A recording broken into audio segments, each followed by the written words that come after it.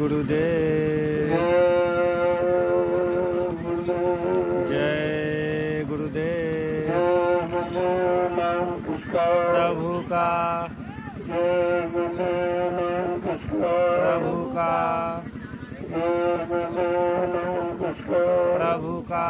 प्रभु का जय गुरुदेव। जो आदमियों को ड्यूटी लगा दो, जो आश्रम में है उनको कोई जरूरत नहीं लेना, किसी को प्रसाद नहीं मिलेगा। सब बाजार ला रहे हैं भंडारों पर, फालतू यहाँ पर जमा है, कोई काम नहीं करते। तो अभी आए सब वहाँ वहीं पर भीड़ लगाए खड़े, तुरंत भगाओ, उनको प्रसाद नहीं देना। यहाँ से भगाओ के तो डोरा घर जाओ। फालतू आदमी को टिकने मत दो आश्रम में, ये जिम्मेदारी तुम लोगों को है। मोटा मोटा कोई यहाँ नहीं आएगा तो भागो, यहाँ सेवा श्रमदान होना फोटो का क्या काम है। और भंडारों पर बोझा बन के आगे रोटी खाने आओ, तुरंत भगाओ, ऐलान कर दो।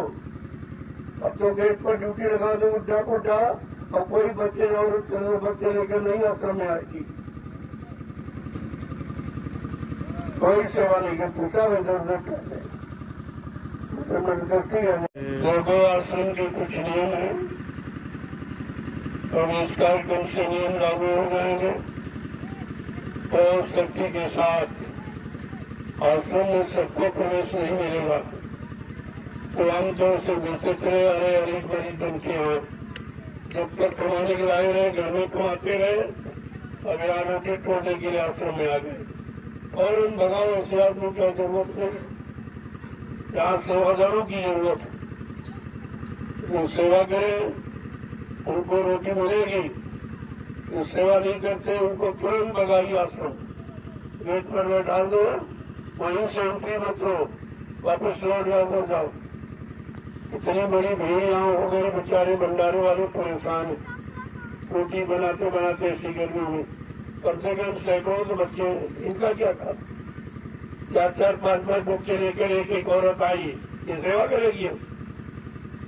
तो बच्चे सेवा करने लिए और नुकसान अलग से करते, इसलिए अंदर से ध्यान रखो, कोई औरत बच्चे लेके नहीं आएगी, कार्यक्रम को तुरंत भगा दिया जाएगा। ये मेला नहीं है, ये सत्संग है। ना बच्चे सत्संग सुनने देंगे, न सेवा करने देंगे, न भजन करने देंगे। इनको कन्हैया मतलब जय गुरुदेव। और वहाँ खड़े हो जाओ आगे। अब कोई प्रवेश नहीं लेगा, उनको वापस कर दो। जो आश्रम में रह रहे उनको किसी प्रसाद नहीं देंगे, कोई प्रसाद नहीं मिलेगा किसी को। ये सब इंतजार करते रहते हैं कि जब प्रसाद बने तो चलो वहां से प्रसाद ले लो। ये कुछ नहीं होगा, जो सेवा मेहनत करेगा उसको प्रसाद मिलेगा, बाकी को नहीं किसी को। प्रसाद के कारण सब बंद कर देंगे, कोई प्रसाद नहीं। 10-10 बार 15-15 बार आते प्रसाद लेने के लिए, और सेवा हुआ कुछ नहीं करना। जय गुरुदेव। ये संत मत है, राम सेवक भैया को मना कर दियो, नहीं चल पा रहे, रो रहे, तब भी रो रहे। बहुत सावधानी के साथ राम सेवक तुम्हें आओ, तुम्हारा स्वास्थ्य ठीक नहीं है, यहाँ आइए हमारे पास यहाँ बैठो। कहाँ आके बैठो, स्वास्थ्य है तुम क्या करते, तुम जितना कर रहे हो उतना बहुत। ये तो कोई करने वाला नहीं है, कोई जिम्मेदार नहीं है। सब इसी तरह के और मस्ती करने आते आश्रम में। ये संत मत हो, बहुत सोच समझ कर आने रहने की जरूरत है। अभी मैंने कोई नियम नहीं लगाया, कोई शक्ति नहीं की है। मैं देख रहा हूँ यार बहुत मनमानियां होने लगी, कोई सेवा करके खुश नहीं है। सब रोटी खाने आए हो, नहीं मालूम कितना बड़ा कर्जा लाद रहे हो। कहाँ लाखों लोगों का अन्न आता है, उस अन्न की रोटी बनती है, तुमको हजारों जन्म लेकर भी ये कर्जा नहीं अदा कर पाओगे रोटी का। इसलिए अगर सेवा नहीं करनी यहाँ मत आओ, यहाँ जरूरत नहीं है। बिल्कुल सब दे रहा, कोई ढील डाल नहीं होगी। अभी तक जो रहा तो रहा, आइंदा कोई औरत बच्चे को छोटी बच्चे लेके नहीं आएगी, क्योंकि यहाँ न तो वो सेवा करती है न उनके बच्चे सेवा करते हैं। ये पता तुमको ऐसी गर्मी में रोटी कैसे बनाते जो लोग, उनसे पूछो बेचारे कितनी बड़ी तपस्या करते हैं। तुम यहाँ घर में ताला बंद करके आ गए, चलो वहां से रोटी खाएंगे। और कोई किसी कह दो एक सरकार 7-7 साल लोग रोज के रोज ड्यूटी लगाओ, रोटी बना, कोई नहीं जाता। यहाँ भी सेवा नहीं करना है, भंडारे की सेवा नहीं करना, कभी रोटी खानी। तो मैं तुरंत लिस्ट बना दूंगा, जो सेवा नहीं करता उनको भंडारे में रोटी नहीं मिलेगी। तो क्या झोला उठो, अपने घर जाओ, यहाँ रहने की बिल्कुल जरूरत नहीं है। बहुत ढील देके मैंने देख लिया, सिवाय बिगाड़ के कुछ नहीं होगा। सब मनमानी तरीके से यहाँ रहना चाहते हैं अपनी इच्छा से। ये सराय नहीं है, आश्रम है। आश्रम की कुछ मर्यादा है। अभी मैंने सख्ती नहीं की, नियम नहीं बनाए, इसीलिए तुम ये सब कर रहे हो। जिस दिन सख्ती कर दूंगा यहाँ दिखाई नहीं दोगे। हमको ये भीड़ भाड़ की आवश्यकता भी नहीं। हमको चुने हुए सेवादार चाहिए जो सेवा करे, सत्संग सुने और भजन करे। हमको ऐसे लोगों की जरूरत है, और तो लोगों की बिल्कुल जरूरत नहीं। जब अच्छे बच्चों से बिल्कुल दिखाई नहीं देंगे ना, अगले कार्यक्रम से बिल्कुल सब हिदायत रहेगी।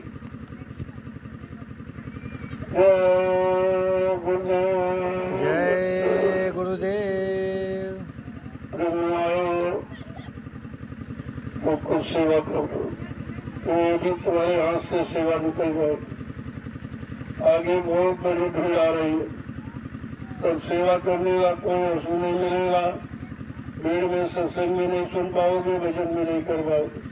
खाली भीड़ मेला देख के चले जाओगे लौट के, कोई लाभ किसी तरह का नहीं मिलेगा। ये 7 शब्दों में सुन लीजिए। अभी तक तो बड़ी ढील थी, तो मनमानी करते रहे।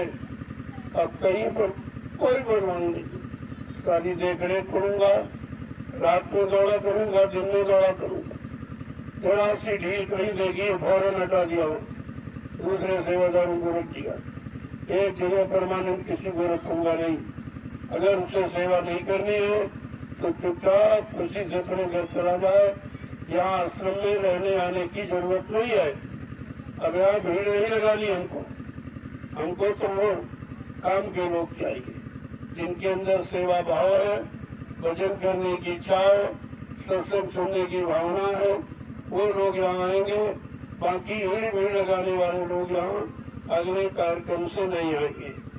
साथ साथ सुन लीजिए, मैं पूरे देश में ऐलान करूंगा, इस तरह की भीड़ हमारे आश्रम पर नहीं होगी, क्योंकि आपने बहुत बिगाड़ किया।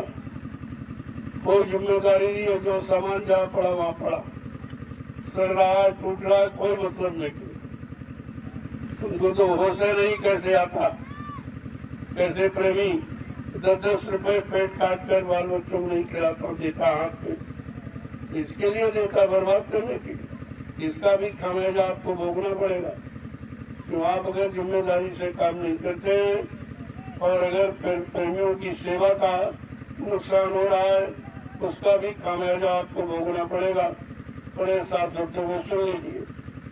ये संत मत है, तुमने भी संत मत देखा नहीं है, तुमने संत मत को भी जाना नहीं है। अभी तो छूट दी गई, तभी तुम ये सब मनमानी कर रहे हो। आइंदा से ये कुछ नहीं होगा। इतनी शक्ति होगी कि तुम्हें टिक ही नहीं पाओगे। जिसे भक्ति करना है वो आएगा, बाकी यहाँ कोई नहीं है। अच्छे बच्चों को बिल्कुल याद आने की जरूरत नहीं। 7 बच्चों को सुन लीजिए कि किस तरह का नुकसान, शोर शराबा, न बच्चे सत्संग सुनने देते, न सेवा करने देते, न भजन करने देते। फिर इनको लायक क्यों है? ये किस काम के लिए आता है? जरा कभी नहीं विचार करते, भीड़ बढ़ाने आ गए। ये संख्या सब खत्म कर दूंगा, इस तरह की कोई संख्या नहीं है। जय गुरुदेव। सत्संगों को चाहिए कि सेवा भाव से आए और सेवा करके अपने घर को चले। जितने दिन के लिए आए हो, लगन के साथ सेवा करो, और घर चले जाओ, क्योंकि ये सेवा का मौका आगे नहीं मिलेगा। अब दिन पर दिन भीड़ बढ़ती चली जा रही है, लिहाजा सेवा करने का अवसर नहीं मिलेगा। फिर आपको पछताना, रोना पड़ेगा। तुम्हारे पाप कर्मों की अदायगी का दूसरा तुम्हारे पास कोई साधन है नहीं, और जो ये बनाया गया तुम्हारी समझ में अभी नहीं आ रहा। तो सोचते तो वो ऐसे चलना, ऐसे नहीं चलता रहेगा। इसका भी समय निश्चित है। समय आने पर केवल भजन रह जाएगा, बाकी ये सब खत्म हो जाएगा। केवल जिसको भजन करना है, अपनी जीवात्मा का कल्याण करना है, वो आश्रम में आएगा और रुकेगा। बाकी यहाँ भीड़ भाड़ लगाने की जरूरत नहीं है, बुड्ढों की यहाँ बिल्कुल जरूरत नहीं है, मरीजों की यहाँ आवश्यकता नहीं है। यहाँ भीड़ लगाने आ गए हो, फालतू समय अपना भी खराब करते हो और लोगों का मन खराब करते हो। तुमको देखकर और लोग नहीं सेवा में जाते। अभी मैं निकला हूँ तो जितने यहाँ इतने तो वहाँ सब घूम रहे, टहल रहे, केवल भंडारे का इंतजार करते हैं। मैं भंडार वालों को मना कर दूंगा, देख लो यहाँ कितने लोग टहल रहे, इनकी लिस्ट बना लो। इनको शाम को भोजन नहीं दोगे, इनका भोजन बंद कर दो। भोजन सेवादारों के लिए भंडारों में है, बाकी किसी लिए भोजन नहीं।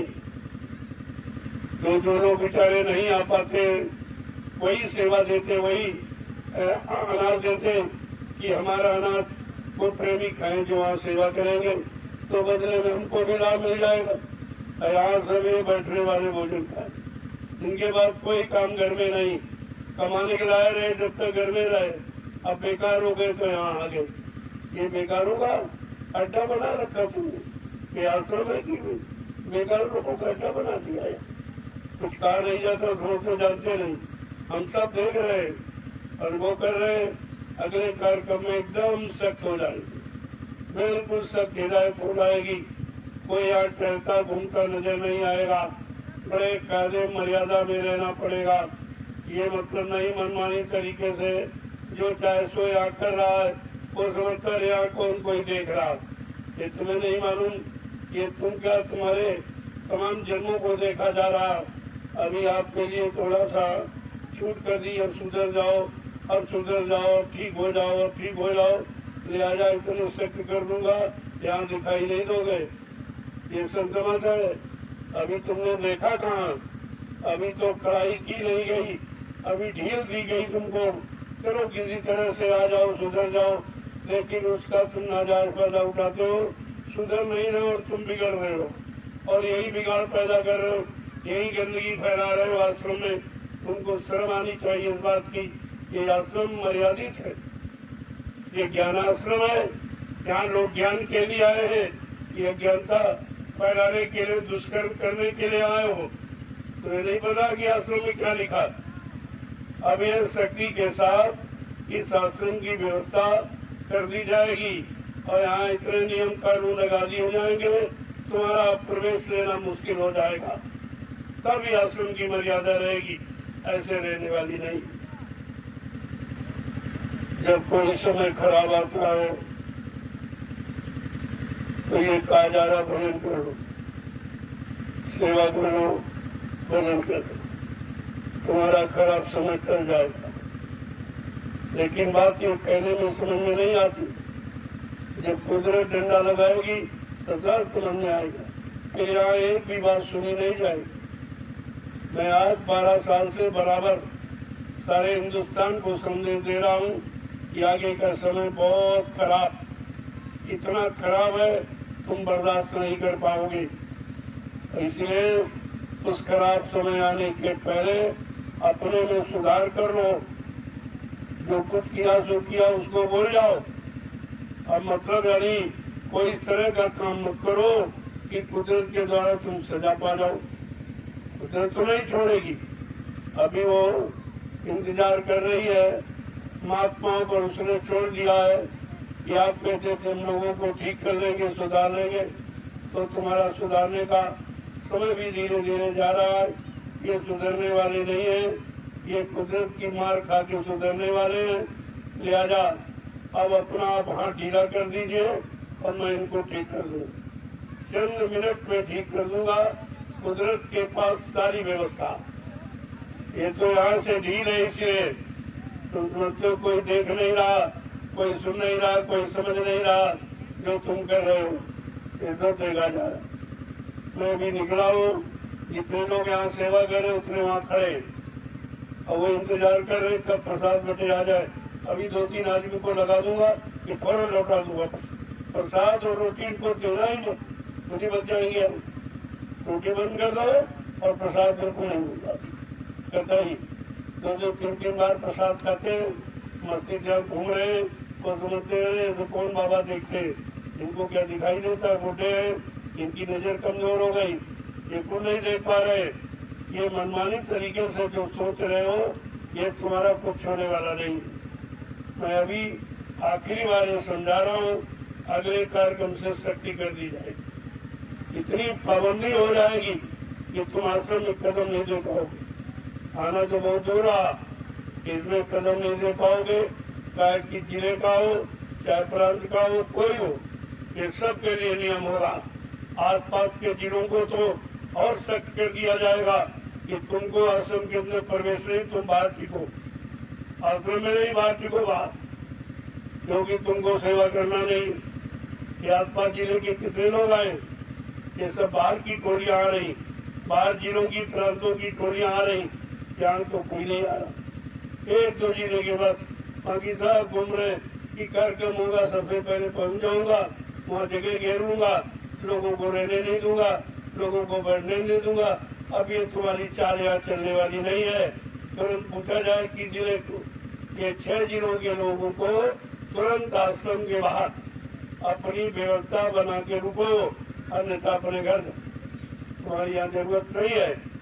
तुम्हारे घर इतने लोग आ रहे हिंदुस्तान के, जब कोई अपने घर आया आता तो उसकी व्यवस्था की जाती कि तुम्हें सबसे पहले आके ठहर जाओ। यहाँ सब जगह हम मतलब यानी घेर रहे थे, किसी को घुसने की जगह नहीं देते और झगड़ा अलग से करते कि हम यहाँ के हम वहाँ के।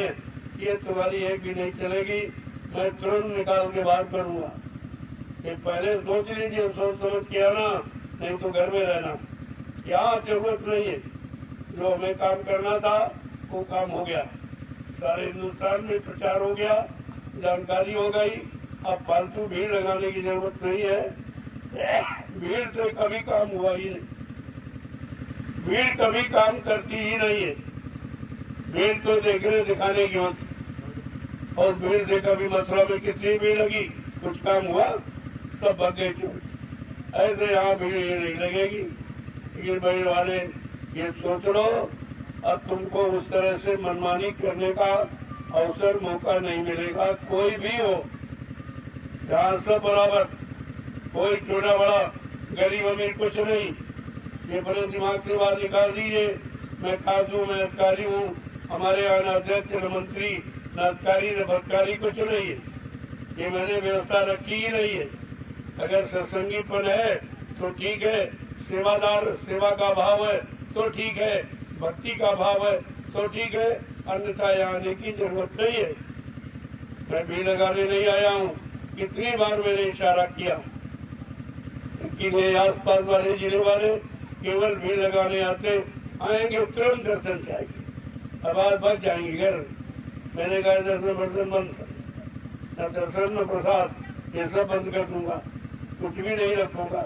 ये प्रसाद के लिए आते, जितनी बार इनको प्रसाद दिया जाता, जितनी बार मिला जाता उतनी बार प्रसाद ये इसीलिए आते हैं, अन्यथा यहाँ कोई नहीं आए, कोई नहीं आए। क्या मथुरा में कोई प्रसाद मिलता था? इस तरह कभी मथुरा में प्रसाद बढ़ता था? वहाँ तो सेवा करोड़ों लोग करते थे, किसी को प्रसाद नहीं मिलता था। लेकिन यहाँ तुमको सब तरह की सुविधाएं दी है, इसीलिए यानी तुम्हारा दिमाग खराब हो गया, तुम सब बेकार हो गए हो, सेवा भाव चला गया, भक्ति भाव चला गया, सत्संगीपन चला गया, तुम्हारे दिमाग में कुछ नहीं रहा। इसलिए अब मैं सेट हो जाऊंगा, अगले कार्यक्रम से इतनी शक्ति हो जाएगी तुम आश्रम के अंदर प्रवेश नहीं ले पाओगे। सीधी बात सुन लीजिए अभी। जय गुरुदेव।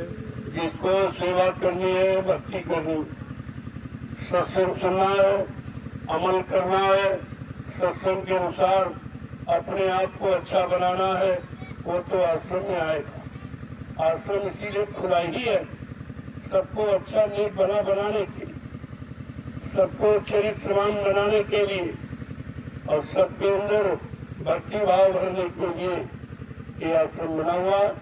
इसलिए इसका नाम है जय गुरुदेव आध्यात्मिक ज्ञान आश्रम। ये आध्यात्मिक ज्ञान का भंडार है। यहाँ तुम्हें शारीरिक ज्ञान में नहीं, न बैठने का ज्ञान है, न रहने का ज्ञान है, न खाने को कुछ भी तो शरीर तुम्हें नहीं है। अभी आध्यात्मिक ज्ञान आश्रम की तो कोई बातें नहीं लागू हुई, अभी तो मनमानी तरीके से रह रहे हो ना। जिस दिन आध्यात्मिक ज्ञान आश्रम का नियम लागू हो जाएगा यहाँ बहुत कम लोग दिखाई देंगे, बहुत थोड़े लोग जिनको वास्तव में आध्यात्मिक ज्ञान प्राप्त करना अपनी जीवात्मा के कल्याण के लिए कुछ करना है, कुछ सोचना है, उनके लिए आश्रम में बनाया गया। अभी तो उसका नाम हमने केवल रखा है, काम तो शुरू किया नहीं, अब आगे उसका काम शुरू करने वाले हैं। इसलिए पहले से मैं सचेत कर रहा हूँ, एक चेतावनी दे रहा हूँ कि इस तरह की व्यवस्था एकदम अपने दिमाग से निकाल दीजिए और बदल दीजिए और अपने अपने घर में रह के भजन करो। आश्रम में आने की जरूरत नहीं, यहाँ कोई आवश्यकता नहीं है तुम्हारी, क्योंकि जितना बनाते हो उससे ज्यादा बिगाड़ते हो। नुकसान बहुत होता है, इतना नुकसान हो रहा है जिसकी कोई सीमा। कैसे प्रेमी मैं बाहर निकलता हूँ, 10-10, 12-12 घंटे बैठता हूँ, प्रेमियों से मिलता हूँ तो प्रेमी 10 रुपए निकाल के देता है। कितनी मेहनत का ये पैसा, अब तुम इसको आराम का समझते हो। तुम्हारा भाव ही नहीं है, तुमने कभी 2 पैसे दिया नहीं है, दिया है तो इस भाव में नहीं दिया। इधर उधर की कमाई नंबर 2 की क्या करके आए हो और उससे बचने के लिए आने देते हो, तो ऐसा भी नहीं, उसका उससे बचाव नहीं होगा। ये मोटी बात सुन लीजिए, जब तक तुम्हारा चरित्र अच्छा नहीं होगा, तुम्हारा खान पान अच्छा नहीं होगा, तुम्हारे भाव विचार अच्छे नहीं होंगे, तब तक संत मत का कोई लाभ तुमको मिलने वाला नहीं है। बड़े साफ शब्दों में सुन लीजिए, ये काल मत नहीं है कि मनमानी तरीके से आए और किया और चले गए, हो गया सब, ऐसा कुछ नहीं। इसलिए मैं आज अंतिम शब्दों में कहना चाहता हूँ कि आगे की व्यवस्था सख्त होने जा रही। अभी से आप सचेत हो जाओ, अन्यथा आपको वापिस लौट के घर जाना पड़ेगा, आश्रम में प्रवेश नहीं मिलेगा। सीधी सादी बात सुनिए, इतना सामान गायब होता है, कौन ले जाता? बेचारे वो तो देने आते, एक तुम हो तो चुरा के घर ले जाते, कि गया कहाँ सामान? इतना सामान प्रेमी बेचते और सब गायब हो जाता, दिखाई नहीं गई। क्योंकि जो आते हैं वो चोरी करने ही है, उनका आश्रम में आने का कोई मतलब नहीं, केवल सामान चुराना और चुरा के घर ले जाना। ये नहीं मालूम है, इससे 100 गुना तुम्हारा नुकसान हो जाएगा। एक बीमारी जानलेवा आ जाएगी और सब समेट लेके चली जाएगी। तब तुम्हारी अकल ठिकाने हो जाएगी कि आश्रम के सामान की चोरी का परिणाम कितना बुरा। अभी तो समझते हो कोई देख नहीं रहा, अरे सब देखा जा रहा, और तुम उठा रहे हो तब भी देखा जा रहा, लेके जा रहे हो तब भी देखा जा रहा। मौका इसीलिए कि अब भी सुधर जाओ, अब भी सुधर जाओ, जाग जाओ, चेत जाओ। नहीं, कुदरत अगर ठंडा बजा देगी तो रहने के काबिल नहीं रहोगी। इस बात का ध्यान रखिएगा। मैं आज हिदायत दे रहा हूँ, आगे कानून एकदम सख्त हो जाए। इस तरह की भीड़ भाड़ नहीं, इस तरह की मनमानी व्यवस्था तुम्हारी नहीं होगी और मनमानी तरीके से कोई यहाँ रहेगा नहीं। और चरित्रहीनता बिल्कुल दिखाई नहीं देगी। हाँ, जरा सा भी अगर पकड़ा गया तुरंत पुलिस के हवाले कर दूंगा और या तो मार के यहाँ से भगा दूंगा। ये सीधी सादी बात अभी सुन लीजिए, अभी से आप ठीक हो जाओ, तुम्हारे लिए ज्यादा अच्छा। जय गुरुदेव। जिन प्रेमियों को सेवा करना है, जिन प्रेमियों को भजन करना है, सीखना भजन कैसे किया जाए, सुमरन कैसे किया जाए, ध्यान कैसे किया जाए, इसके लिए 1 महीने के साधना शिविर लगाई जाए। सावन के महीने में 1 महीने का एक ट्रेनिंग सेंटर होगा। इसमें साधना की ट्रेनिंग होगी। सुबह 4:30 बजे घंटा बजेगा, तुरंत एक टोली घूमेगी, कोई सो तो नहीं रहा। सबको जाकर के एकत्रित होकर एक जगह पर साधना कराई जाएगी सामने बैठकर। और इसके बाद जब साधना से उठाए तुरंत सत्संग शुरू हो जाए। सत्संग के बाद 1 घंटे जलपान के लिए मौका, इसके बाद तुरंत सेवा। ये क्रम होगा साधना से। ऐसे शाम को पहले प्रार्थना पाठ, फिर मतलब यानी साधना, और फिर सत्संग, और इसके बाद भोजन। यानी भोजन के पहले कोई भोजन नहीं, सत्संग पहले कोई भोजन नहीं। तुम भोजन करके बैठोगे, नींद आ जाएगी, सो जाओगे। अभी तो तुम कुछ कर नहीं पा रहे हो। अरे जो तरीका है भजन का, वो तरीका तो तुमने अभी सीखा नहीं, न तुमने अपनाया है। अपनी मनमानी तरीके से तुम भजन करना चाहते हो, तुम्हारे बस की बात है। बगैर दया के भजन कोई कर देगा? कोई नहीं कर सकता। जा पर दया भरी सतगुरु की, वही हुए निहार, और बाकी फंसे काल की जान। जिन पर सतगुरु दयाल की महान दया कृपा मेहरबानी होगी, वो भजन कर सकेंगे, वो जीवात्मा जगेंगी, अपने घर पहुंचेंगी। बाकी सब हजारों जन्मों के लिए फिर यही घर को बेचने जाएंगे। बहुत सख्त विधान है संत मत का। अभी संत मत केवल सुना है तुमने, किताबों में पढ़ा होगा, लेकिन लागू किया गया वो नहीं देखा। अब वो लागू होने वाला है अगले कार्यक्रम से। जैसे साधना शिविर का ऐलान हुआ, तुरंत नियम सख्त हो जाएगा। साधना में वही सम्मिलित हो गए जिनको साधना करनी, बाकी सब की भर्ती नहीं। तो वही लोग आएंगे जो भजन करें, जिनके अंदर भजन करने की इच्छा है। तो ये भीड़ भाड़ में नहीं बेचारे कर पा रहे, इनकी रहनी गहनी में नहीं कर पा रहे, इनके गलत आचरण को देख के नहीं कर पा रहे, इनके गलत तरीके से जो रहन सहन है इसके तरीके से नहीं कर पा रहे। ये जितनी आपत्तियां अटकलें भजन करने में हो रही, ये सब समाप्त कर दी जाएगी। बिल्कुल पाक साफ व्यवस्था होगी। जिस व्यवस्था को तुमने अभी देखा नहीं है, सुना भी नहीं होगा, वो लागू कर दी जाएगी। तब लोगों की समझ में आएगा कि हाँ ये संत मत। संत मत का मतलब सच्चा मत, सच्चा रास्ता, सच्चाई का रास्ता, चरित्रता का, सद्भाव का, सद्भक्ति का, सद्व्यवहार का ये रास्ता, इसको शब्द मुक्ति थी। अभी आपने समझा कहाँ है? अभी तो मैंने बताया भी नहीं है, क्योंकि तुम सुनने के लायक नहीं हो।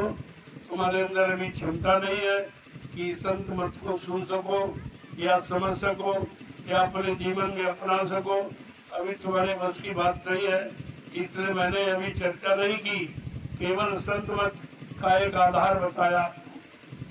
हिंदुस्तान में बहुत कम लोग गिने चुने जो संत मत की परिभाषा जानते, बाकी कोई नहीं जानता।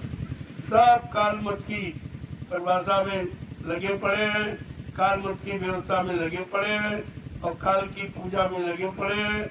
लिहाजा उनकी जीवात्मा का कल्याण न कभी हुआ न होगा, क्योंकि काल कभी दयाल का काम नहीं कर सकता, काल कभी जीवात्मा का काम नहीं कर सकता, काल कभी पाप कर्मों में माफी नहीं दे सकता। ये काम काल का नहीं है, ये काम है दयाल का। तो तुमने में दयाल को समझा ही नहीं कि दयाल किसे कहते। अब धीरे धीरे तुम्हारे सामने चर्चा की जा रही है, क्योंकि आगे समय आ रहा है दयाल का। ये काल की व्यवस्था समाप्त होने वाली है। लोगों के कानों तक अभी खबर पहुंचा तो की है, लेकिन उनको विश्वास नहीं है। वो बेचारे काल दयाल में अंतर करना नहीं जानते, उन्हें मालूम नहीं काल किसे कहते, दयाल किसे कहते, इसलिए उनकी समझ में नहीं आ रहा। लेकिन जब काल जाने लगेगा और दयाल डंडा लेके पीछे पड़ेगा, तब समझ में आ जाएगा कि काल बड़ा है कि दयाल बड़ा। काल का काम क्या, दयाल का काम क्या। 3 युगों से काल की व्यवस्था यहाँ चल रही, काल ने कब्जा कर रखा है। अब दयाल इस काल को भगाना चाहता है और अपनी व्यवस्था को कायम करके जीवों को सुख शांति प्रदान करना चाहता है। सबके अंदर भक्ति की भावना, सबके अंदर चरित्र की भावना, सबके अंदर शाकाहारी सदाचारी ब्रह्मचारी बनने की भावना, इसको कहते हैं दयाल मत। ये दयाल मत अभी आपने सुना ही नहीं कुछ, न तुमको मालूम है और न किसी ने बताया, क्योंकि ये जानकारी किसी के पास है नहीं। तो धीरे धीरे आए हो तो समझने की कोशिश करो। जब तक वो समय आए तब तक अपने आप को सुधार लो, ठीक कर लो, अन्यथा आपको उल्टे मुड़ के वापस जाना पड़ेगा। सीधी बात समझ ली। मेरे यहाँ किसी तरह की कोई माफी, कोई छूट नहीं होगी। अभी ये छूटे तो चल रही और तुम छूट कर ना जाए फायदा उठा रहे। तुम दोनों तो कुछ जानते नहीं है, हम जो कर रहे हैं कोई नहीं जानता। अरे तुम कर रहे तुम ही नहीं जानते हो और देखने वाला सब देख रहा। वो सब जान रहा, तभी तो आगाह कर रहा, तभी तो चेतावनी दे रहा कि अभी समझ जाओ, सुधर जाओ, आगे का समय बहुत खराब, माफी का नाम नहीं होगा। यानी बेटा बाप को माफ नहीं करेगा, ऐसा सख्त कानून होगा सतयुग का। तो सतयुग की व्यवस्था होगी, यानी मतलब बेटा बाप को माफ नहीं, भाई भाई को माफ नहीं, ऐसा नहीं है। अभी आपने वो देखा नहीं है, यहाँ तो मनमानी देखी है। यहाँ गंदे काम और गंदे भाव विचार करने वालों को प्राथमिकता मिली है, समर्थन मिल रहा है। तुम समझते हो यही अच्छा है। अरे अच्छा जो है वो तुम्हारी भी समझ में कहाँ आ जा रहा, जब इनका भी घड़ा नहीं भरा है। इसलिए ये मौका है, इस दिन घड़ा भर जाएगा, उठ जाएगा तो हजारों जन्मों के लिए ये सब नरकों में चले जाएंगे। इनका कहीं ठिकाना नहीं हुआ। बड़े बड़े राजे महाराजे बादशाह आज धनी मानी आज भी नरकों में पड़े, जमराजा की जूतियों की मार खा रहे, वहाँ कोई बचाने वाला नहीं। तुम्हारी क्या अस्थि, तुमने अभी वो समझा नहीं है। जिन्होंने किया वो अभी भोग रहे और तुम जो कर रहे हो तुम्हारा भी तैयार हो रहा। चिंता मत करो, सबका समय निश्चित है। सुख सदा रहता नहीं तो दुख का भी अंत है, ऐसा नहीं है।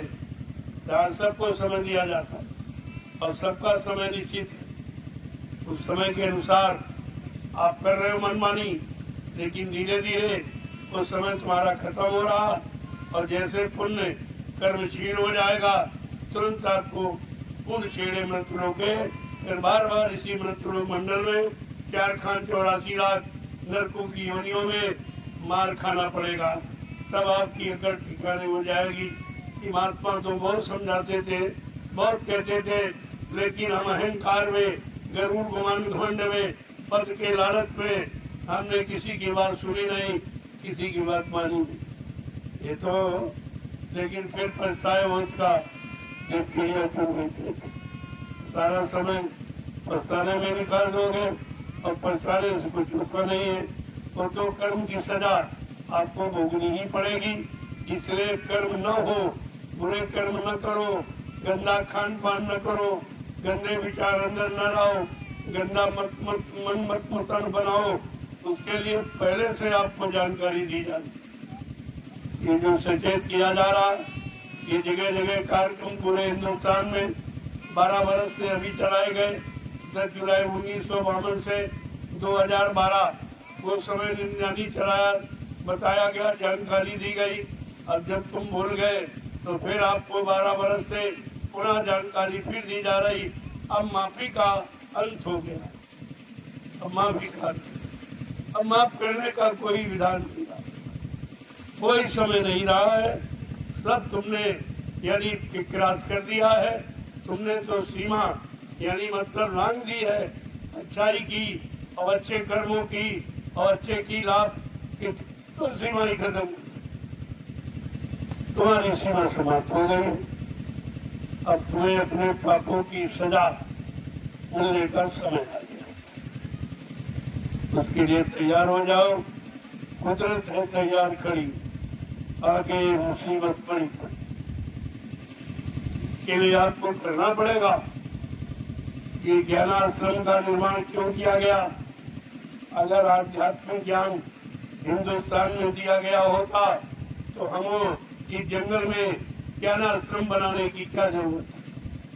ये आध्यात्मिक ज्ञानाश्रम, ये भौतिक सांसारिक नहीं है, आध्यात्मिक। पहले नाम फिर उसका काम देखो।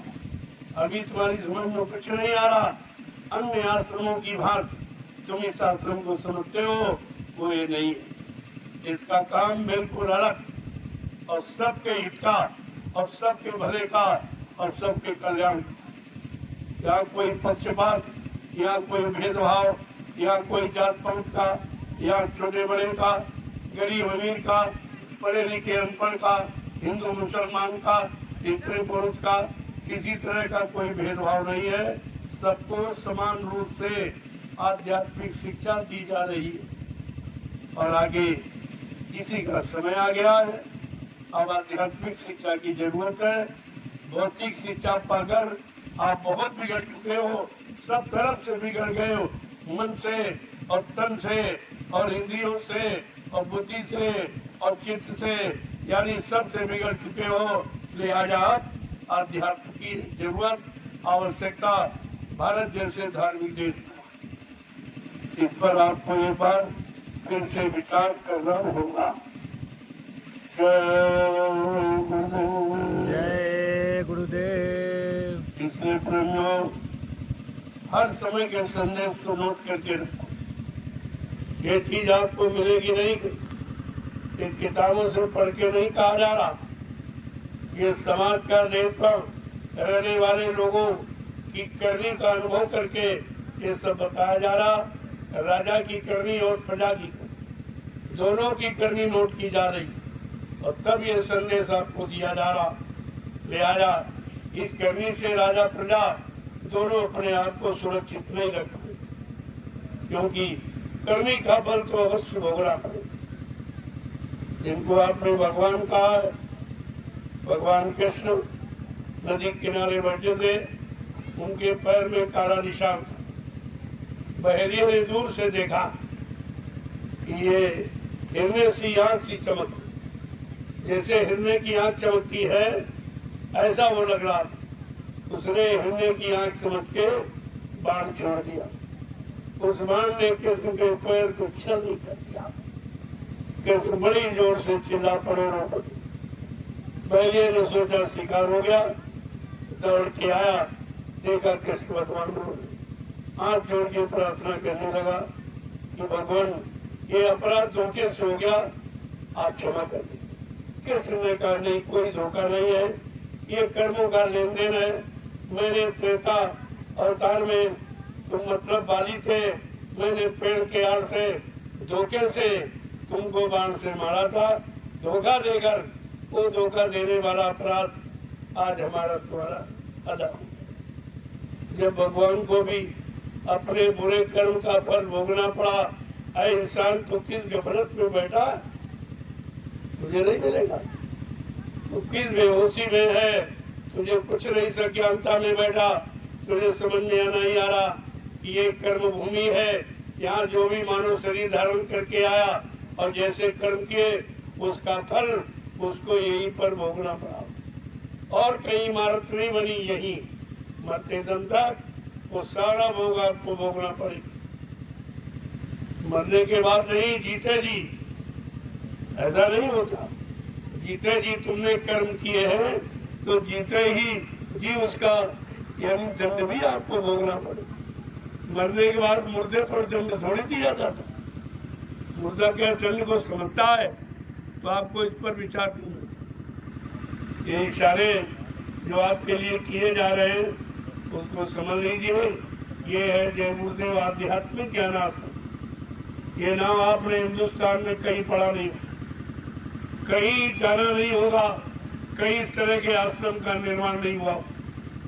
ये विश्व की प्रथम इमारत, ये विश्व का प्रथम आश्रम है जो एक नया रूप आपके सामने दिखाई दे रहा है और उसका काम भी आप देखें कितना निराला।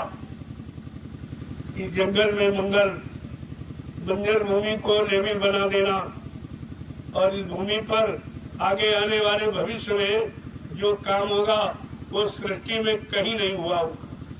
ये सब आपको देखने को मिलेगा। आप चिंता मत करिए, थोड़ा इंतजार कर लीजिए, ये सब आपको देखने को मिलेगा। जय गुरुदेव। जय गुरुदेव। सेवा में लगे रहो, ये सेवा का फल अवश्य आपको मिलेगा, कोई मिट नहीं सकता है। इस सेवा का फल अभी कोई नहीं जानता है, नहीं तो लोग तुम्हें सेवा का फल लेने नहीं देंगे। ये सब दौड़ करके आगे सेवा करने लगेंगे, आप रह जाओ। इसलिए इनको अभी जगाया नहीं जा रहा, ये तो चुटकी बजाते जाग जाएंगे, लेकिन नहीं तो दूर दराज से जो लोग उनको पहले मौका दिया जा रहा, उनको अवसर दिया जा रहा कि तुम पहले आकर सेवा कर लो, ये आध्यात्मिक सत्संगठनों को सुन लो और भक्ति कर लो और भजन कर लो। ये काम सबको नहीं मिलेगा। आगे आने वाले समय में इतनी भीड़ हो जाएगी, ये अवसर सबको नहीं मिल पाएगा। तुमने अगर भूल की है, तुमने अगर अज्ञानता लापरवाही की, तो तुम भी इस लाभ से वंचित रह जाओ। बात भी मैं सुनने वाला नहीं हूँ। तुमको पहले मौका दिया जा रहा, इस मौका से आप लोग चूक गए तो फिर तुमको बाद में भी मौका नहीं मिले, क्योंकि बाद में उनका नंबर आ जाएगा, तुमको भी ये अवसर नहीं मिलेगा। तो इस बात को बराबर ध्यान में रखिए, इसलिए अपना समय खराब मत। एक मिनट भी तुम्हारा बगैर सेवा के निकलना नहीं चाहिए कि हमने सेवा नहीं कर पाई, क्योंकि शरीर पता नहीं रहे न रहे, ये जवानी रहे न रहे, फिर आप सेवा कब करोगे, कब कर पाओगे? और समय निकल गया तो फिर कुछ नहीं होगा, फिर पछताना रोने के सिवा तुम्हारे हाथ कुछ नहीं लगेगा। आज इस जमीन का सौभाग्य है। कोई सोचता था कि जंगल में कुछ होगा, इस जंगल में कुछ होगा और वो होगा जो कहीं नहीं हो रहा। ये तो लोगों की समझ में भी नहीं आ रहा, क्योंकि तुम्हारी आंखों में भयो मोतियाबिंद, तुम्हारी आंखों में मोतियाबिंद है। तुम्हें ये अच्छा सच्चा काम दिखाई नहीं दे रहा, जनहित का कार्य आपकी समझ में नहीं आ रहा। तुम बेईमानी से और झूठ से, छल कपट से एकदम डूब गए हो, बिल्कुल डूब चुके हो। इसलिए अच्छाई और सच्चाई महात्माओं की तुम्हारी समझ में नहीं आ रही। ये सब क्या? जय गुरुदेव। जय गुरुदेव। जय गुरुदेव। जय गुरुदेव। जय गुरुदेव। नाम किसका? प्रभु का। जय गुरुदेव। नाम किसका? प्रभु का। प्रभु का प्यारा नाम। जय गुरुदेव। एक बार जोर से बोलो। जय गुरुदेव। सारा जंगल गुंजारवान हो जाए, प्रभु के नाम की छाप सब पेड़ पौधों में लग जाए, इनमें भी जीवात्मा है, इनका भी उद्धार हो जाए, इनकी योनि बदल जाए। इससे बड़ा लाभ, ये तो लाभ कोई दे ही नहीं सकता कि पेड़ पौधों को भी मानव योनि का सौभाग्य मिल जाए। ये लाभ है किसी के पास? जोर से बोलो। जय गुरुदेव। जोर से बोलो। जय गुरुदेव। सब मिल बोलो। जय गुरुदेव। बोलना होगा। जय गुरुदेव। अभी से बोलो। जय गुरुदेव। दुख दर्द हरेंगे। जय गुरुदेव। सब कष्ट मिटेंगे। जय गुरुदेव। शांति भी देंगे। जय गुरुदेव। सबके दाता। जय गुरुदेव। सबके मालिक। जय गुरुदेव। प्रेम से बोलो। जय गुरुदेव। ये नाम नहीं इंसान का, यह नाम है प्रभु का। ये काम नहीं इंसान का। यह काम है प्रभु का। अगर इंसानों के बस का होता तो ये सैकड़ों साल से जंगल नहीं पड़ा होता। ये तो सामने आपके दिखाई दे रहा, सरकार के बस का होता तो जंगल, ये जमीन उबड़ खाबड़ नाले में नहीं बदली होती, ये सब प्लेन होती। क्योंकि न तो सरकार को न भारत की प्रजा को ये मालूम है ये भूमि 88,000 ऋषियों की, जिन्होंने इस भूमि पर तपस्या किया, अपने हजार वर्ष यहाँ तपस्या में शरीर को सुखा दिया, हड्डियों को गला दिया, सारे सुखों का परित्याग करके इस भूमि को पावन पवित्र बनाया। लेकिन अभी तक इस भूमि पर कोई ऐसा आया ही नहीं कि जनहित का यानी सबके लाभ का कोई काम करता। इस भूमि का भाग्य जगह है, समय सबका होता है, एक बार समय सबको मिलता है। आज इस तपोभूमि का सौभाग्य जगह है कि कहां कहां से हिंदुस्तान के 20-25 प्रांतों से लोग, दूसरे देशों के लोग भी आ रहे हैं और इस सेवा में लग रहे हैं। वो भी इसमें एहसास कर रहे हैं कि 88,000 ऋषियों की तपोभूमि पर हमको भी सौभाग्य मिला, अपने जीवन के कुछ क्षण, कुछ घंटे, कुछ दिन सेवा करने का अवसर मिला। इस भूमि पर लेटने का, इस भूमि पर बैठने का, इस भूमि पर भोजन करने का, इस भूमि पर सत्संग सुनने का, भजन करने का, ये सौभाग्य तो किसी किसी भाग्यशाली को मिलेगा, सबका नहीं मिलेगा।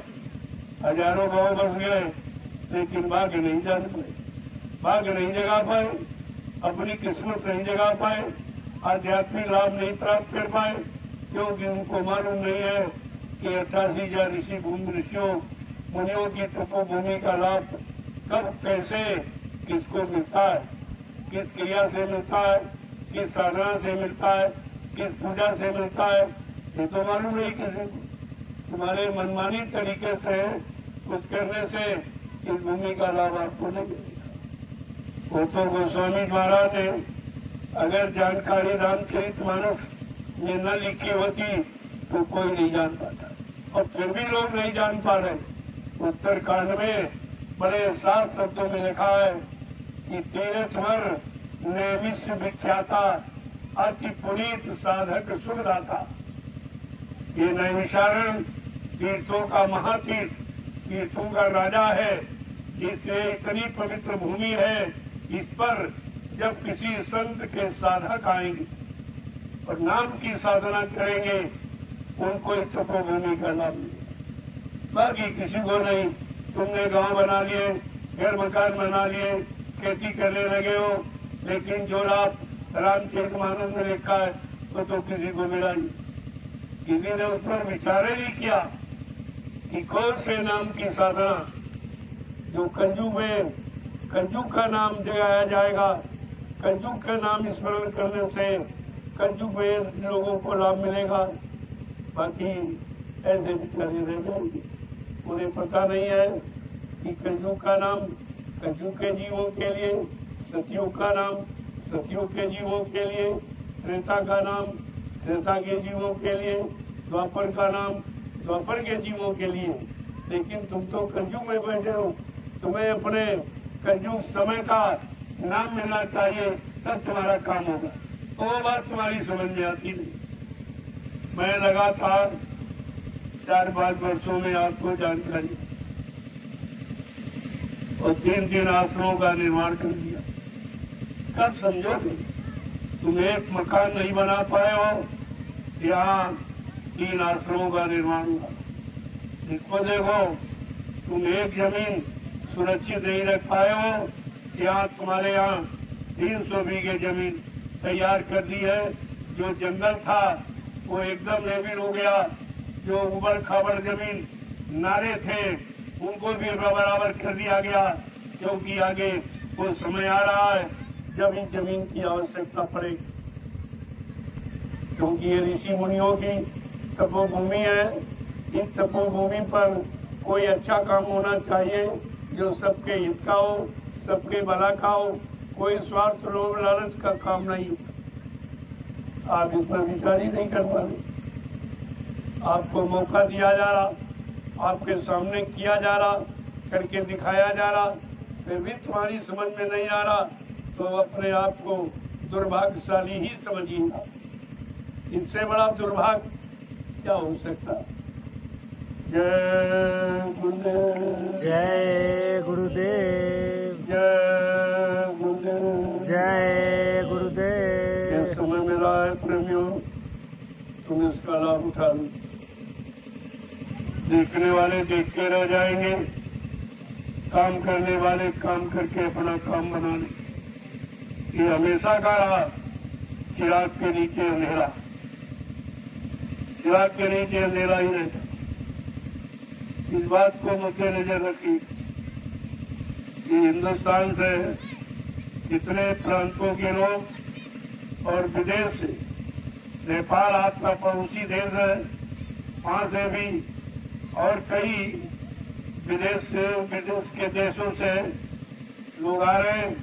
अब की बार गुरु पूर्णिमा में कितने विदेशी आएंगे, ये खबर सब जगह फैल गई कि ज्ञानाश्रम का निर्माण हो गया है, और वो भी आध्यात्मिक ज्ञानाश्रम, भौतिक नहीं, आध्यात्मिक, सांसारिक नहीं, आध्यात्मिक। इस बात को ध्यान में रखिए। अभी आपकी समझ में अध्यात्म और भौतिक में अंतर करना नहीं आया, तभी तो आप यानी बुराइयों में फंसे हो, मतलब यानी अच्छाइयों से दूर भाग रहे हो। जो करना चाहिए उससे दूर हो, जो नहीं करना चाहिए उसमें लगे पड़े हो। ये सब विचार करना चाहिए। आखिरकार हमें जंगल खरीदने की क्या जरूरत है? क्या हिंदुस्तान में कई जगह नहीं है? लेकिन नहीं है, ये तपोभूमि नहीं है, जगह तो बहुत है। मध्य प्रदेश में इतने जगह खाली पड़ी है, इतने पहाड़ खाली पड़े हैं, वहाँ कोई रहने वाला नहीं है, लेकिन वो तपोभूमि नहीं। बात तो तपोभूमि की है। ये नैमिषारण्य, ये 84 कोस की परिक्रमा का मतलब 84 कट जाए, 4 खान 84 लाख नरकों की योनियों से छुटकारा पाने का यही रास्ता है। इसके अलावा किसी भूमि पर ये रास्ता नहीं है। उस बात को तुम समझ ही नहीं पाए, चक्कर लगाते रहे, घूमते रहे, मतलब नहीं निकाला कि 84 कोस की परिक्रमा का मतलब क्या है, इसका अर्थ क्या है। 84 शब्द क्यों आया? 85 86 आ जाता, 80 81 रखते थे, लेकिन नहीं। 4 खान 84 लाख जो नरकों की योनियां बनी है, जो हम कर्म करते हैं, वो इतने योनियों में बार बार जन्म लेना पड़ता है। अगर 4 खान 84 लाख नरकों की योनियों से छुटकारा पाना है तो नैमिषारण्य की पावन पवित्र भूमि पर जब 84 कटने का समय आ जाएगा और यहाँ नाम की साधना की शुरुआत हो जाएगी, तब प्रेमियों की 84 कटेगी। ऐसे घूमने चक्कर काटने से थोड़ी कट जाएगी। तुमने मतलब अभी समझा नहीं है। उसी का अर्थ ये समझाने बताने के लिए और तुम्हारे सामने दिखाने के लिए और करने के लिए इस भूमि का चुनाव किया गया। ये कितनी खराब भूमि देख रहे हो आप। प्रेमी रात दिन पसीना बहा रहे, इतनी कड़ी धूप में जब तुम घर से निकलना पसंद नहीं करते। रात और दिन ये मेहनत कर रहे हैं, ये किसके लिए कर रहे हैं? अरे इस पर भी तो सोचो, विचारो। तुम्हारे यहाँ व्यवस्था बन रही और तुम दूर भाग रहे हो। बाद में कहोगे क्या बताएं, समझ नहीं पाए, क्या बताएं, लाभ ले नहीं पाए। तो ये क्या बताए का मतलब नहीं है, वो तो बताया समझाया जा रहा नहीं है। समझोगे तो पछताना पड़ेगा।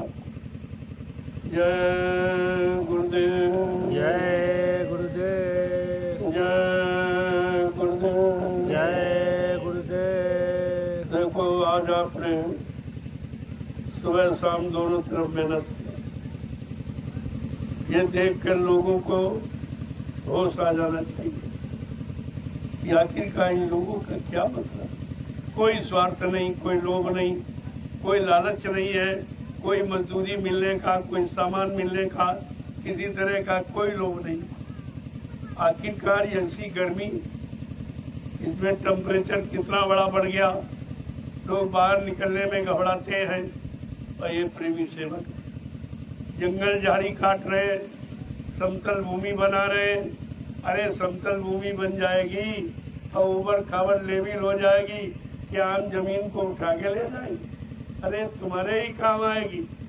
जमीन यही रहेगी, कहीं चली नहीं जाएगी। जमीन कोई ले नहीं जा सकता, जमीन पर काम किया जाता। अगर काम ऐसा कर दिया जाए जो सबका नाम हो जाए और सबके काम आ जाए और सबका भला हो जाए, इससे बड़ा और जमीन का मतलब क्या, ये जानकारी आपको करनी चाहिए। नहीं करोगे तो तुम जानो, तुम्हारा काम जाने। ये आप नहीं कह सकते हो हमको बताएंगे, हम तो आपको करके दिखा रहे। बताने की बात क्या, वो तो किया जा रहा। जो काम तुम्हारे बस का नहीं वो किया जा रहा, जो तुम सोच नहीं सकते थे वो किया जा रहा। आगे कितना बड़ा लाभ वो भी तुम्हारे दिल दिमाग पे नहीं है, वो भी सब करके दिखा दिया जाएगा। आप थोड़ा सब्र करिए, हमको तैयारी कर लेने दीजिए, ये सब तुम्हारे सामने आके खड़ा हो जाएगा। जय गुरुदेव। जय गुरुदेव। जिन प्रेमियों ने अपनी जमीन दी है वो तो सौभाग्य के पात्र है, वो आदर्श के पात्र है, क्योंकि तुम्हारी जमीन उस काम में लगाई जा रही जो आगे आने वाले समय में लाखों लोग बैठ के भजन करेंगे, यहाँ बैठ के सत्संग सुनेंगे, भोजन करेंगे, लोगों को कराएंगे, सेवा करेंगे। वो भी तुम्हारी भूमि पर ये काम जो तुमने कभी कर नहीं पाया। और पैसा तुम देते ही खरीद लेते नहीं, जबरदस्ती नहीं फ्री नहीं, आज तक पड़ी रही है वो बात अलग, आपने प्रयोग की है, लेकिन अब हमने पैसा देकर मोड़ ली है, तो हमको अपना काम कर लेने दीजिए। झगड़े झंझट मत करिए, क्योंकि कोर्ट का फैसला सच्चा हो, उसमें आप कुछ नहीं कर सकते। इसलिए आपने लाभ उठा लिया, ज्यादा अच्छा है। कोई 20 साल से, कोई 25 साल से लाभ उठा रहा, लेकिन हमने मूल खरीदी है और किसी अच्छे काम के लिए वो अच्छा काम हो जाने दीजिए।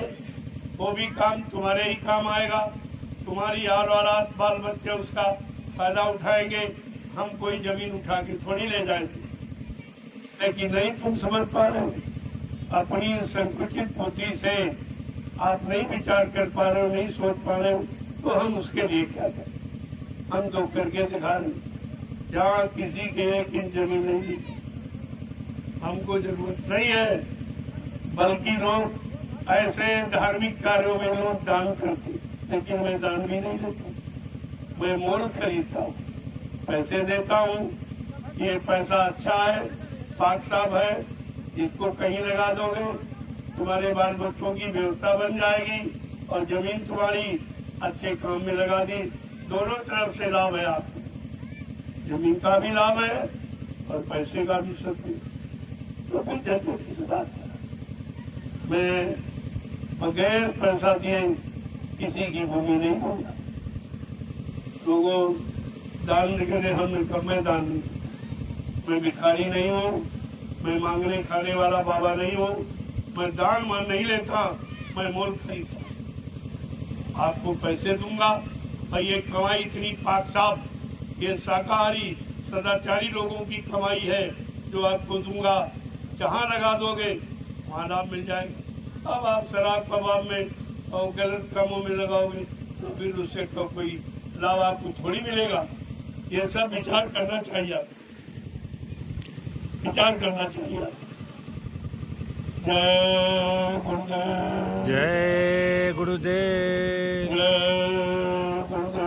जय गुरुदेव। आपके राम सारा गाँव का नाम मैंने सारे हिंदुस्तान में पहुंचा दिया, इससे बड़ा और क्या लाभ होता। और तुम करोड़ों रुपए खर्च करके ये काम नहीं करता, क्या ये कब काम किया है? और बाकी है विदेश तक पहुंचने। आप देखते जाइए, विदेशी भी जान जाएंगे कि उत्तर प्रदेश में रामशाला गांव सीतापुर जिले में कहाँ पर। ये सब जानकारी लोगों को हो जाएगी। आप देखते जाइए, इस तरह का काम हिंदुस्तान में कोई न कर पाया और न कर रहा न कर सकेगा। जो काम इस जंगल में हो रहा उस पर आप विचार कीजिए। पहले थोड़ा परमात्मा ने बुद्धि दी है, बुद्धि का थोड़ा सदुपयोग करो तो सब कुछ आपको मिल जाएगा। सब तुम्हारे लिए हो रहा, तुम्हारे लाभ के लिए हो रहा, तुम्हारे बाल बच्चे और औलादों को लाभ देने के लिए हो रहा। यहाँ कोई ऐसी व्यवस्था नहीं है जो किसी का नुकसान हो। और आप नहीं समझ पा रहे हो, वो बात अलग। जय गुरुदेव, जय गुरुदेव, जय गुरुदेव, जय गुरुदेव। तो धार्मिक कार्य में जिन लोगों ने अपनी जमीन दी है, मैं उनकी लिस्ट लगवाऊंगा। ये धार्मिक कार्य में किन किन प्रेमियों ने अपनी जमीन का सहयोग किया। पैसा तो ऐसे लोग दान देते तब लिखवाते, हम पैसा देकर भी लिखवाएंगे आपका नाम कि आपने ऐसे समय पर ये भूमि का उचित सहयोग किया है जब इसकी आवश्यकता देश को पड़ेगी। ऐसा नहीं है, वो लिस्ट लगेगी। जब विदेशी आएंगे देखेंगे नहीं कैसे कैसे लोग थे जिन्होंने ऐसे अच्छे काम के लिए अपनी भूमि दी है, तो कितना बड़ा आपका नाम होगा, तुम्हारे बाल बच्चों का कितना बड़ा नाम होगा। अभी तो तुम समझ ही नहीं पा रहे हो, तुम बहुत छोटे दायरे से इसको समझ रहे हो, इसलिए हमारी बृहद व्यवस्था के बारे में आपको भी जानकारी नहीं हो पा रही। ये कैसा काम होने जा रहा। अब की बार गुरु पूर्णिमा के पावन कार्यक्रम को देखकर आप खुद ही हक्के बक्के रह जाओगे। मैंने बहुत बार आपको मौका दिया, आस पास के क्षेत्रों में गांवों में सबको निमंत्रण दिया। यदि प्रधानमंत्री राष्ट्रपति ने काम किया है, क्या मुख्यमंत्री ने तुमको कभी निमंत्रण दिया? इनको चंदा नोट बोर्ड देते हो, महंगाई भरते हो, टैक्स देते हो। मैं तो आपसे कुछ नहीं लेता हूँ और जमीन ले रहा हूँ भी मोल लेता हूँ। तो कितना बड़ा काम आपका होने जा रहा और तुम्हें दिखाई नहीं दे रहा। जो हिंदुस्तान में कोई नहीं कर पा रहा वो काम आपके यहाँ होने जा रहा। तो पहले देखिए, नहीं जंगल में आदमी दिन में आने में डरता था, आज ही जंगल में कितना बड़ा समागम होने जा रहा जिसका सारे हिंदुस्तान में खबर फैल जाएगी, विदेश में भी खबर चली जाएगी। अरे भाई वो रामशाला कहाँ है जहाँ पर इतना बड़ा जनमत एक बियाबान जंगल में आ गया। लोग बस्ती में जहाँ साधन होते रेल मोटर के वहाँ नहीं पहुँच पाते। यहाँ तो कितना बियाबान जंगल है जिसको तोड़ तोड़ के प्रेमियों के बैठने के लायक बनाया जा रहा। आपको खुशी होनी चाहिए कि तुम्हारे गांव में विदेश तक के लोग आ रहे।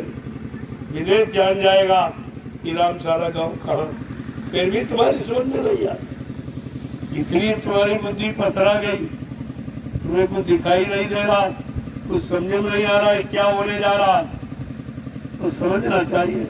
अरे तुम नहीं समझोगे तो कुदरत समझा देगी यार, ऐसा मत सोचिए।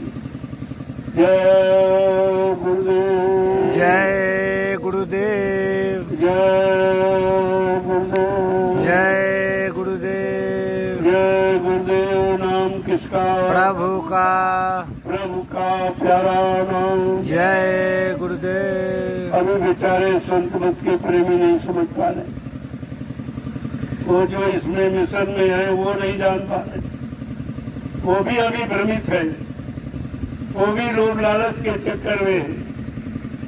उनको भी ये दिखाई नहीं दे रहा कि 88,000 ऋषियों की तपोभूमि का चुनाव क्यों किया जा रहा, इस भूमि पर यह काम करने का संकल्प क्यों लिया जा रहा, इस जंगल को यानी समतल क्यों बनाया जा रहा, उबड़ खाबी भूमि, ये नदी नाले ये सब बराबर क्यों किए जा रहे हैं, कौन से काम की तैयारी हो रही है, अभी किसी के समझ में बात नहीं आती। लेकिन धीरे धीरे सब समझ में आ जाएगा। लेकिन समय से जुड़ जाओगे तो आपको लाभ मिल जाएगा। काम तो हो जाए, काम तो कोई रोक नहीं सकता, काम रोकने वाला तो पैदा ही नहीं जो इस काम को रोक दे।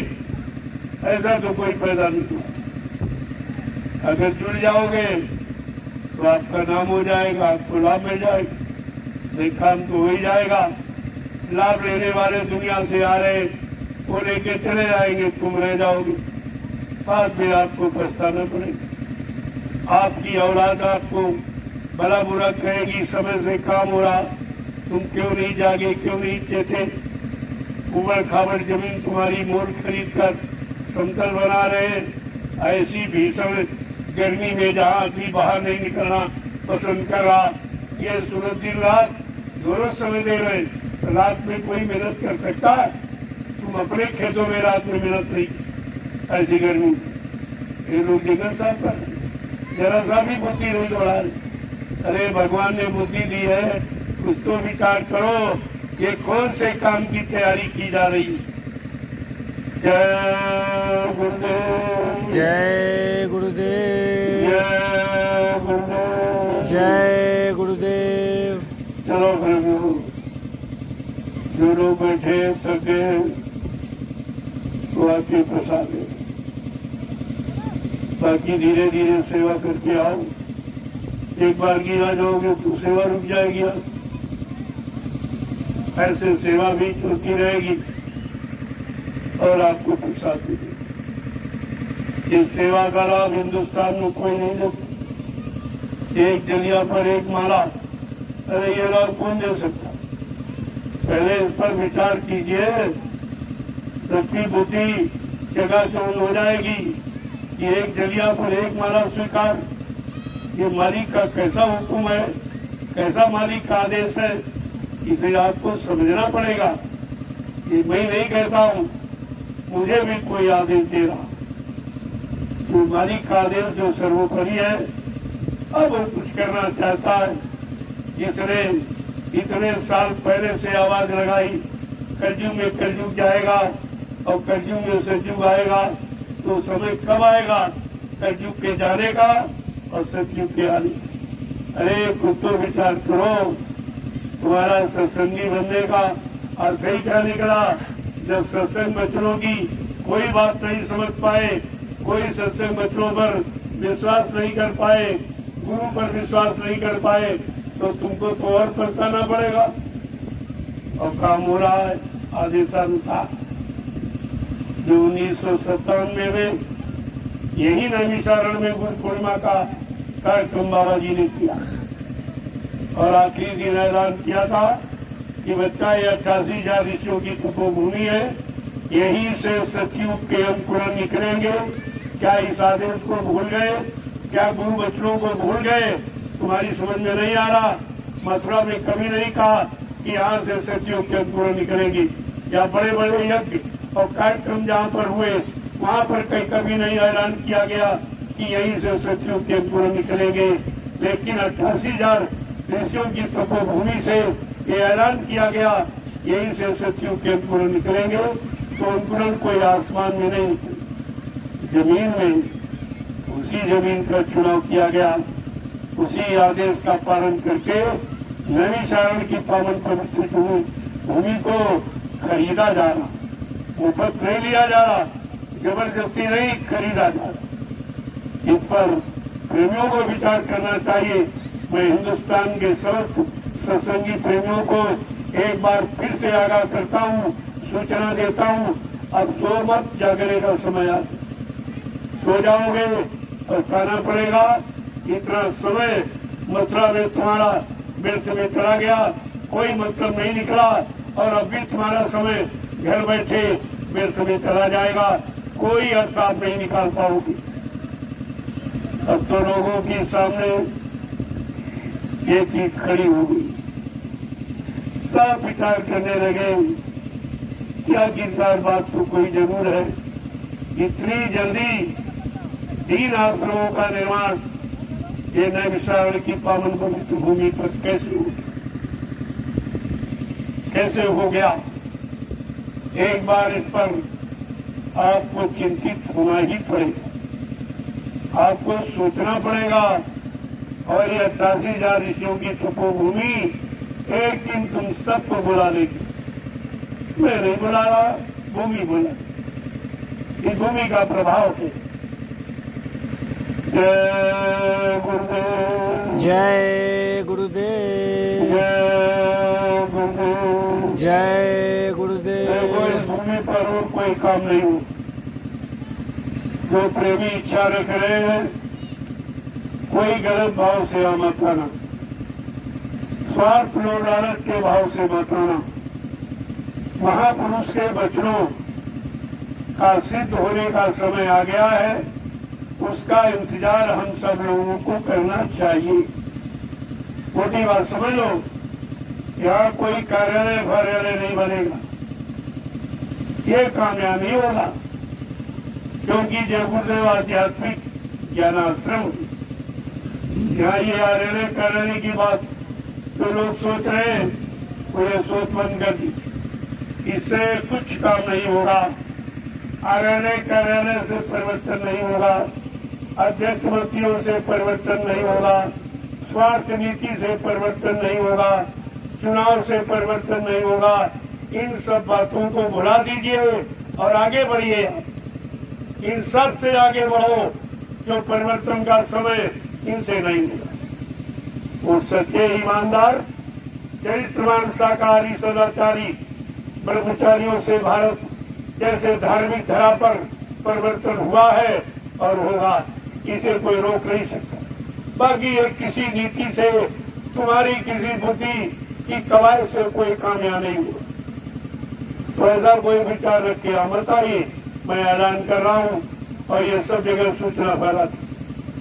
अगर यहाँ महापुरुष की आवाज के अनुसार आपको काम करने की इच्छा है तो आप आइए, और स्वार्थ नीति नहीं, प्योर परमार्थ नीति का यहाँ काम होगा, न राजनीति का, न स्वार्थ नीति का। यहाँ केवल यानी मतलब परमार्थ नीति के द्वारा ये परिवर्तन होगा, और पहले जैसा ये मार का हिंसा, खून खराबा से परिवर्तन नहीं, वैचारिक क्रांति के द्वारा परिवर्तन होगा। ये आवाज बराबर आप फैला दीजिए, इसकी जरूरत है। अपनी कोई सांसारिक बुद्धि मत करना, दुनियावी बुद्धि से परिवर्तन नहीं होगा, आध्यात्मिक बुद्धि से। तो अध्यात्म से परिवर्तन, भौतिकता से नहीं, भौतिक किसी साधन से नहीं, कोई चुनाव की पार्टी से परिवर्तन नहीं, परिवर्तन संत महापुरुषों के द्वारा होगा। इस बात को आप गांठ बांध लीजिए। जय गुरुदेव, जय गुरुदेव, जय गुरुदेव, जय गुरुदेव। ये जंगल में ऐलान किया जा रहा, ताकि सभी लोग समझ ले और जाने ये ऐलान 88,000 ऋषियों की तपोभूमि से हो रहा। ये स्वार्थपरता या लोभ लालच या मान सम्मान अधिकार की भावना से नहीं, केवल परमार्थ की भावना से यह ऐलान किया जा रहा है। आगे वो समय आ रहा, परिवर्तन ऐन कगार पर है, लेकिन जो आपने आज तक किया है ये सब पीछे हो जाएगा। इसको पीछे धकेल दीजिए, इससे कुछ नहीं होगा सिवाय परेशानी, मुसीबत, आपत्ति, लड़ाई झगड़ा, देवी को दुर्घटना के अलावा आपको कुछ मिला नहीं। महंगाई, गरीबी, बेरोजगारी, टैक्सों की भरमार के अलावा कुछ नहीं मिला है। लिहाजा इस स्वार्थपरता की नीति को पीछे ढकेल दीजिए और परमार्थ नीति को आगे ले आइए, जो संत महापुरुषों की देन है, ये उनकी व्यवस्था, उसके द्वारा काम होगा। सारा हिंदुस्तान जान जाएगा, सारा विश्व जान जाएगा, ऐसा परिवर्तन। जय गुरुदेव, जय गुरुदेव, जय गुरुदेव, जय गुरुदेव। अब आप लोग प्रसाद ले लीजिए। प्रसाद भी हिंदुस्तान में कहीं नहीं, कोई नहीं देता। सब कहते हैं दुकान से खरीद के लिया, क्योंकि प्रसाद कोई बनाना जानता नहीं, तो दुकान से थोड़ी बना के लिया। मैंने पूरे हिंदुस्तान में इन 12 वर्षों में लगातार प्रसाद का वितरण किया है और बदले में कुछ नहीं दिया। केवल परमार्थ की भावना, तरह तरह की बीमारी, तरह तरह की परेशानियां, दुख तकलीफ, लड़ाई झगड़े, दैविक रूपों, दुर्घटनाएं, अकाल मौत, इनसे राहत पाने के लिए, भूत प्रेतों से निजात मिल जाए, उसके लिए मैंने इस महाप्रसाद का वितरण किया है और आज भी कर रहा हूं।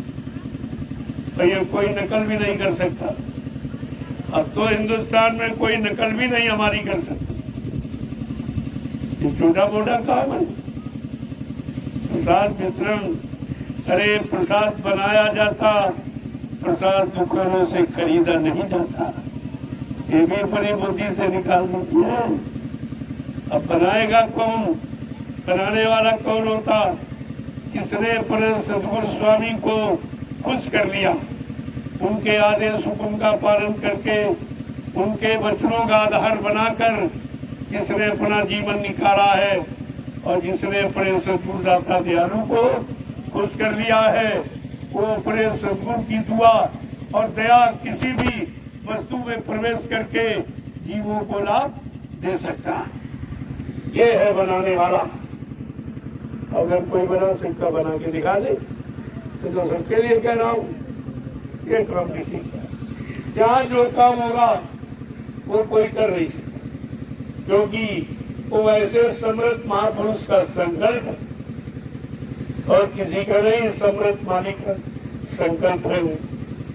उस संकल्प के अनुसार यहाँ काम किया, अपने अनुसार, अपने मनमानी तरीके से, अपने स्वार्थ, लोभ, लालच, मान सम्मान के लिए यह कोई काम नहीं किया।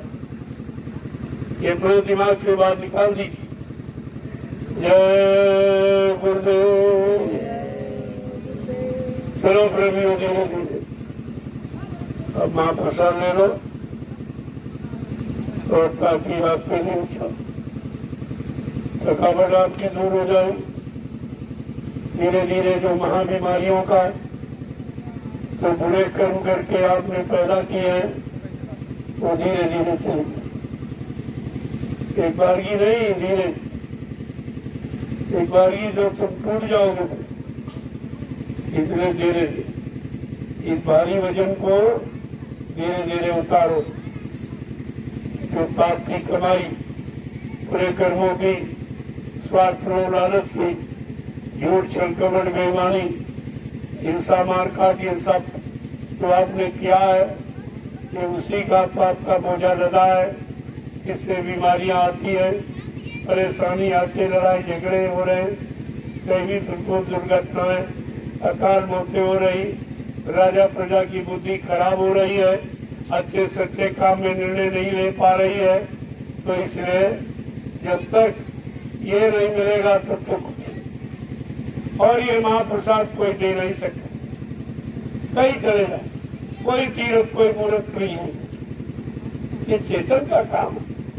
ये जड़ का बहकावा नहीं है, जड़ में भरमाया नहीं जा रहा, चेतन की तरफ इशारा किया जा रहा और चेतन का क्या रूप तुम्हारे सामने रखा जा रहा और चेतन के द्वारा मिलने वाला ये महाप्रसाद आपको दिया जा रहा।